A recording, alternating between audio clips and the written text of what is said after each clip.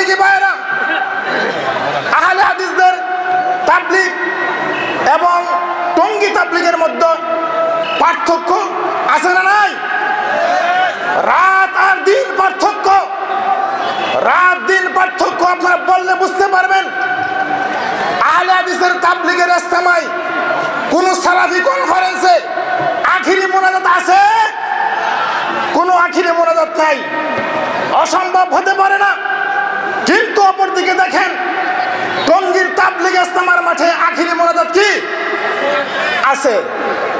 আজকে ঐতিহ্যবাহী দালিখোলা মিলন সমাজ মাঠের তাবলিগি ইজতেমা থেকে এই ঘোষণা দিতে চাই, টঙ্গীর তাবলিগি ইজতেমার আখিরি মোনাজাত বিদআত বিদআত বিদআত। সম্মানিত তাবলিগি ভাইরা, আজকে টঙ্গীর তাবলিগি ইজতেমার আখিরি মোনাজাত বিদআত।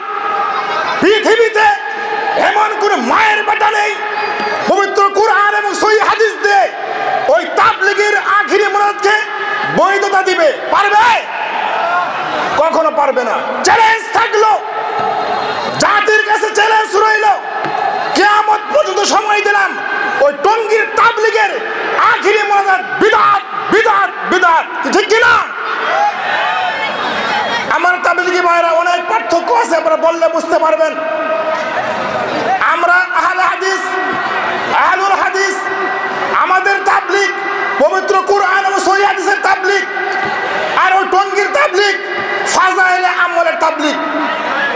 ফাজাইলে আমল যে কিতাব জাল জয়ীব দুর্বল হাদিস, ওই তাবলিগ আপনারা জানেন, দেখেছেন।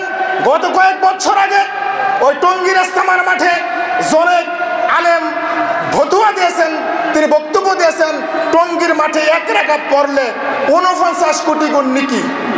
নাউজুবিল্লাহ বলেন।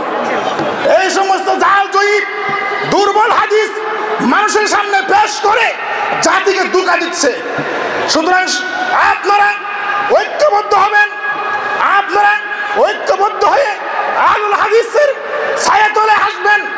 আমরা জাতীয় ইজতেমার অবশ্যই দালিখোলা মিলন সমাজ মাঠে থেকে জাতীয় ইজতেমা আমরা আরো অনেক পরিসরে, বড় পরিসরে করব ইনশাআল্লাহ। আল্লাহ কবুল করে সকলে বলে আমিন।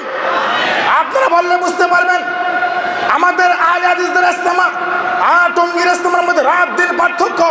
আরেকটা পার্থক্য হলো, আপনারা বললে বুঝতে পারবেন, আমরা আহলে হাদিসরা পবিত্র কোরআন এবং সহিহ হাদিস মানি, সহিহ হাদিসের তাবলিগ করি, আর তারা তাবলিগ করে ইলিয়াসি তাবলিগ। কি ঠিক কিনা?